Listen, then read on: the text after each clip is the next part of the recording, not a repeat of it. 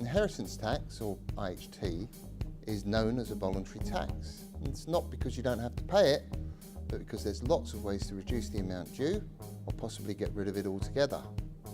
Now, when anyone mentions the idea of IHT, there are two common objections that come out. It seems unfair that this money was already taxed when it was earned by the deceased, and that this is only something that elderly people will have to worry about.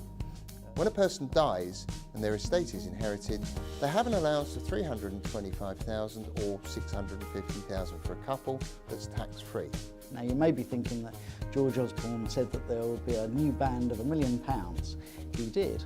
However, from 2021, this only applies to a family home going to a direct descendant, and as soon as the estate is over £2 million, this extra allowance starts to decrease and is completely gone by the time the estate is worth £2.7 million. And what's more, in order to access any of this, the outstanding IHT bill needs to be paid before probate is granted and any of the estate can be touched.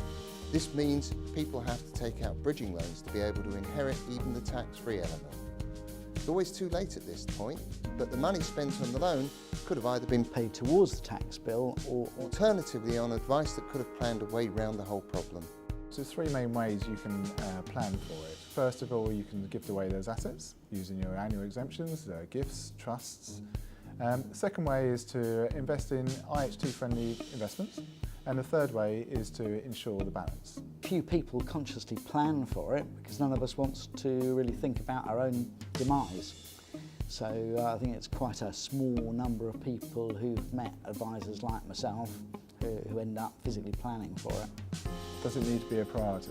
It certainly rears its ugly head and becomes incredibly important when you see 40% of somebody's wealth disappear when they die, but by then it's too late.